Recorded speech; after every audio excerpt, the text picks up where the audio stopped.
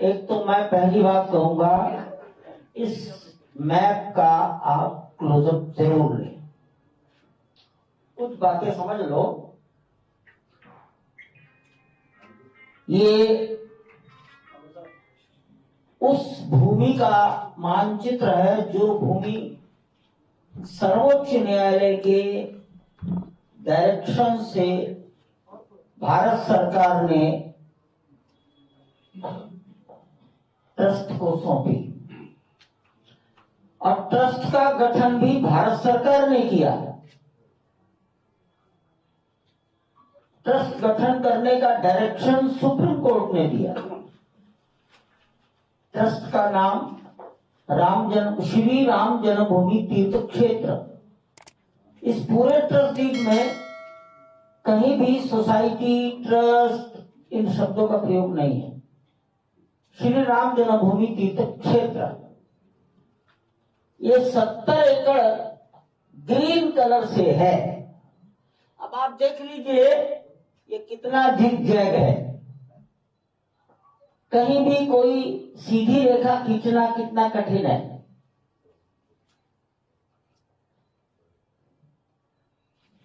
मंदिर ये नॉर्थ है, तो 70 एकड़ के नॉर्दर्न पार्ट में मंदिर बन रहा है। नॉर्दर्न पार्ट कितना नैरो है ये भी देख लीजिए। यहां कितना वाइड है, यहां कितना नैरो है। आप ये सवाल करेंगे कि इतने छोटे हिस्से में बनाया, यहां क्यों नहीं? तो 70 साल से जो कोर्ट में लिटिगेशन है, वो जिस प्लॉट नंबर का है, वो प्लॉट नंबर यही है, इसलिए इसको नहीं छोड़ सकते थे। वहां कुछ भी आपको देखकर आप बार बार पूछेंगे ये क्या हो रहा है, ऐसा क्या आ रहा है, ये क्या हो रहा है। ये मंदिर है।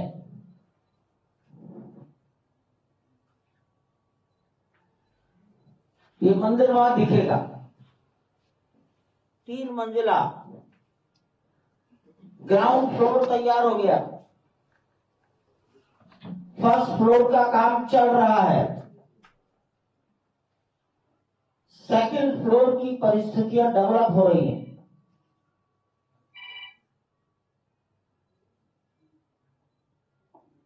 इस मंदिर के चारों ओर एक दीवार बनाई जा रही है। इस दीवार के लिए भी वहां सब वर्किंग चल रहा है।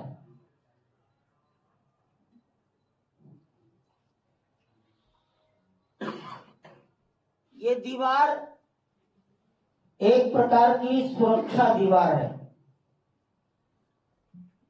टेम्पल लैंग्वेज में इस दीवार को परकोटा प्राकार, PRAARA, प्राकार, परकोटा। ये परकोटे का कॉन्सेप्ट उत्तर भारत में नहीं है, महाराष्ट्र में भी नहीं है, गुजरात में भी नहीं है, तमिलनाडु में है, केरल में है, राजस्थान में। अच्छा, अयोध्या का एक मंदिर है, उसका परकोटा बना है। वृंदावन में रंगजी मंदिर का परकोटा बना है। ये परकोटा चारों दिशाओं में, अगर इसकी लंबाई नाप ली जाए, इट इज 732 मीटर्स। आप 732 को 750 मान लीजिए राउंड अबाउट। ये तो है running length in all the 4 directions. लेकिन what is unique in it, दीवार की एक निश्चित मोटाई होती है। बड़े बड़े किलों की दीवारें कैसी बनाई जाती हैं। ये दीवार it is 14 feet wide, 14 feet wide, यानी 4 मीटर से भी अधिक चौड़ी है। Running length 750 metres, width 14 feet wide. ये भी डबल स्टोरीड है। ये परकोटा it is also double storey. जो लोअर लेवल होगा उस लेवल में हम अपने ऑफिशियल कामों के लिए कमरे बना रहे हैं। बहुत प्रकार के काम होंगे। स्पेस बचाने के लिए हमने लोअर लेवल पर कमरे बना दिए हैं, तरह तरह के काम करेंगे। जो अपर लेवल है ये परिक्रमा का मार्ग बनाया है। इट इज फॉर परिक्रमा, यात्रियों की यात्री परिक्रमा कर सकते हैं मंदिर की।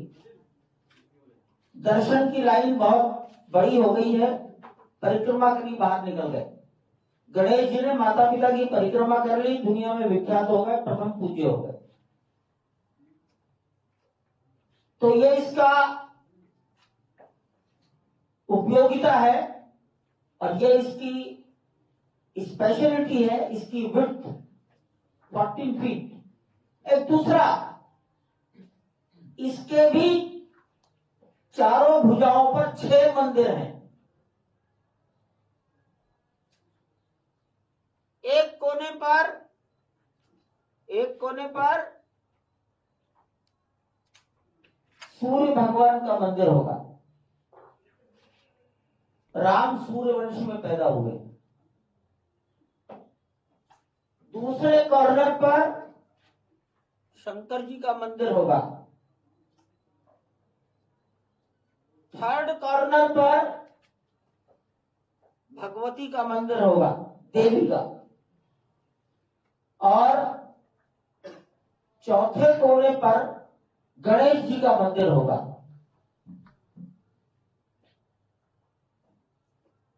राम भगवान विष्णु का अवतार, सूर्य, शंकर, भगवती, गणपति और विष्णु, ये कहलाएंगे पंचायतन। ये कॉन्सेप्ट कम से कम 2000 साल पहले शंकराचार्य जी ने दिया है। 5 देवताओं की पूजा, इसमें सारा भारत, सारी श्रद्धाएं समाहित हो जाएगी। ये दक्षिणी भुजा है, यहां हनुमान जी होंगे। यहां पर माता अन्नपूर्णा। तो ये परकोटा इट इज अंडर कंस्ट्रक्शन और इसको बनने में भी हो सकता है 6-8 महीने और लगेंगे। वृद्धों के लिए क्या होगा, दिव्यांगजनों के लिए, तो यहां ये पूर्व दिशा, ये पश्चिम, यहां एक लिफ्ट बनाई गई है।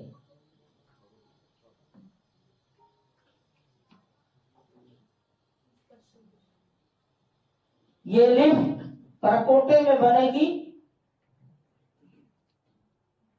दिव्यांगजनों के लिए, वृद्धों के लिए, व्हील चेयर के लिए। पूर्वी दिशा मंदिर का प्रवेश द्वार, यहां पर 2 रैंप बनाए गए हैं व्हील चेयर के लिए। तो दिव्यांगजन, अतिवृद्ध लोगों के लिए व्हील चेयर के लिए रैंप और लिफ्ट का प्रोविजन रखा गया है।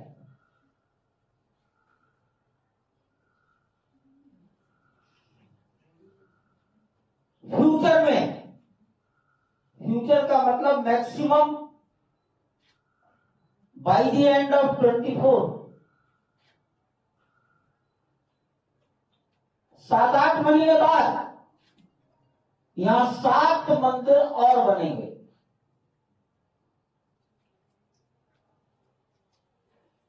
महर्षि वाल्मीकि,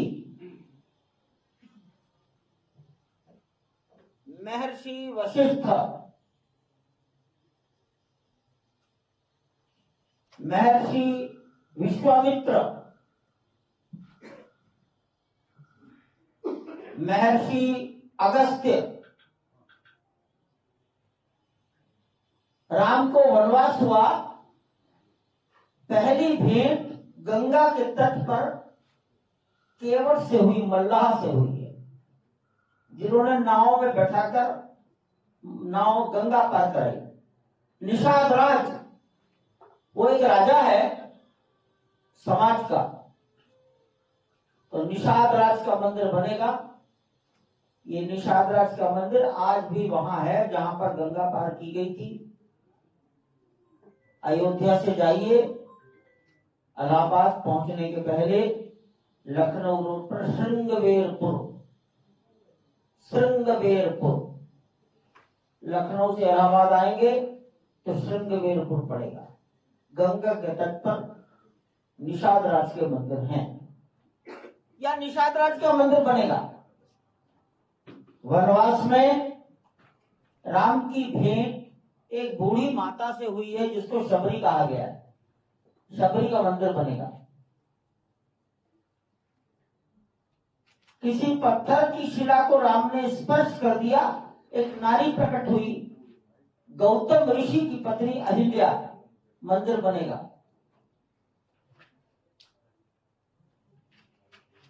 तो 4 ऋषि, एक निषाद राज और एक शबरी अहिल्या, 2 नारियों के मंदिर बनेंगे। तो 4 3 7।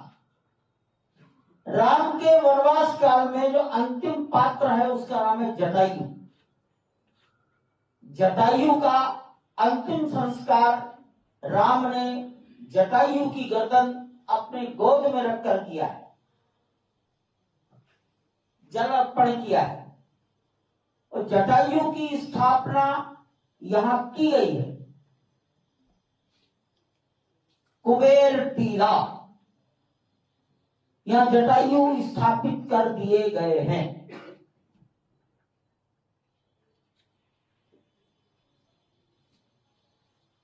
इसका नाम है टेम्पल कॉम्प्लेक्स। अब तीर्थ यात्रियों के लिए क्या है? सामान्यतया आज धीरे धीरे डेवलपमेंट हो रहा है। हमने अपनी प्लानिंग में जो बातें रखी हैं और जिन पर साइमल्टेनियसली काम चल रहा है, और शायद 5-6 महीने में सब कंप्लीट हो जाएगा। पहली बात, 25,000 यात्री अगर आते हैं तो उनका सामान रखने के लिए लॉकर, जूता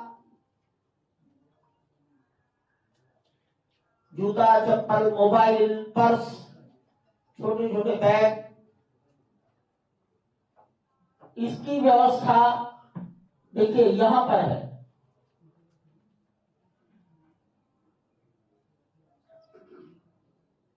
इसका नाम है pilgrimage facility centre, PFC, pilgrimage facility centre.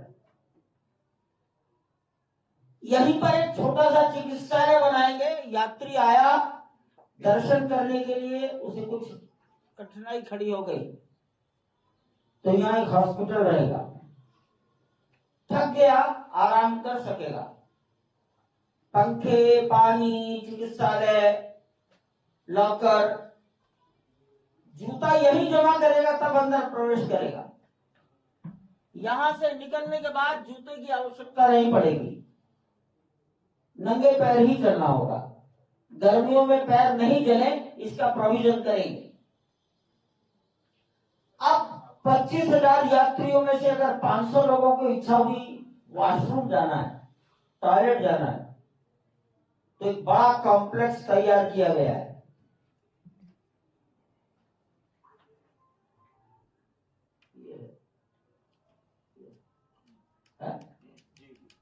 ये है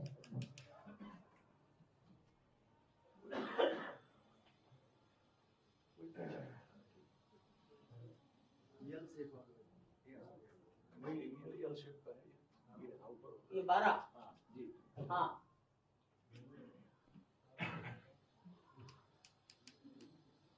50 शौचालय, स्नान गृह, urination urinals, open taps, wash basin, ये इतना बड़ा कॉम्प्लेक्स है। केवल तीर्थ यात्रियों के लिए है, ये सुलभ शौचालय का नहीं है, ट्रस्ट का है। इसका वेस्टेज कहां जाएगा? तो इसका वेस्टेज नगर निगम के सीवर में नहीं जाएगा। 2 sewer treatment plant, 2 sewer treatment plant यहीं पर बनाए जा रहे हैं। उसी के नीचे, हाँ टॉयलेट के नीचे छोटा सा दिख रहा है। एक यहीं पर है नीचे और एक यहाँ है 12B STB2 12E 3 नंबर। ये 2 सीवर ट्रीटमेंट प्लांट, जो कुछ होगा यहीं पर होगा। वाटर ट्रीटमेंट प्लांट, वर्षा का जल उसको नगर निगम की नालियों में ड्रेन आउट नहीं करेंगे। इसलिए एक पॉलिसी तैयार हुई, जीरो डिस्चार्ज। तो जब जीरो डिस्चार्ज पर होमवर्क करेंगे तब 2-4% होगा। जीरो डिस्चार्ज, नगर निगम को इस अंदर के दबाव से कभी भी कठिनाई ना हो। नगर निगम का मतलब होता है जनता। तो अयोध्या छावनी, इस पॉपुलेशन को कोई कठिनाई नहीं होनी चाहिए। इलेक्ट्रिफिकेशन, हमने पावर हाउस से डायरेक्ट डेडिकेटेड लाइन ली है 33 किलोवाट। उसका रिसीविंग स्टेशन, उसको 3 हिस्सों में डिस्ट्रीब्यूट किया गया। तो 3 डिस्ट्रीब्यूशन स्टेशन ये अंदर ही बनाए हैं। नगर निगम के इलेक्ट्रिकल लाइन पर कोई लोड नहीं पड़ेगा। तो सीवर ट्रीटमेंट, वाटर ट्रीटमेंट और इलेक्ट्रिकल सप्लाई। एक बात और आती है, कभी भविष्य में फायर ब्रिगेड को पानी चाहिए, तो पानी लेने के लिए उनको कहीं दूर जाना नहीं पड़ेगा। ये सड़क है, इसके नियरेस्ट यहीं पर हमने उनको अंडरग्राउंड रिजर्वायर तैयार करके रखा है। पानी या तो जरूरत पड़ेगी सरयू से लेंगे, ट्रीट करेंगे, अदरवाइज जमीन से लेंगे। लेकिन जमीन का पानी जमीन में ही जाएगा। इस 70 एकड़ में अधिक से अधिक 30% कंस्ट्रक्शन है, अर्थात 20 एकड़ में कुछ न कुछ निर्माण हो रहा है। 50 एकड़ भूमि में हरियाली है, घास है, पेड़ पौधे हैं, अत्यंत प्राचीन 100 साल पुराने वृक्ष है। ऐसे वृक्षों का घना जंगल भी है, शायद जहां सूर्य की किरणें कभी धरती पर आती ही नहीं। ये प्रिजर्व किया गया है। इसलिए जमीन का जो ग्राउंड वाटर का लेवल है, it will never go down, it will never go down. ये मेंटेन रहेगा। सारा वर्षा का जल धरती के अंदर जाएगा। कुछ भी पानी बाहर की नाली के माध्यम से सरयू में नहीं जाएगा। Zero discharge. ये हमारी एक लगभग जनरल कॉन्सेप्ट है, जो वहां सारे काम हो रहे हैं। आप यहां कहीं खड़े होकर देख पाएंगे।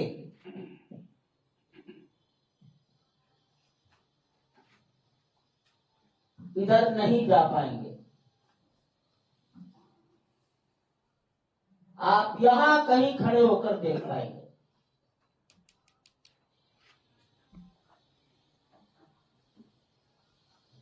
सौ प्रकार की मशीनें अंदर कम से कम काम कर रही होंगी, उसको कोई कठिनाई ना हो। डस्ट बहुत है, वो स्टोन डस्ट है। स्टोन डस्ट बहुत नुकसान पहुंचाती है।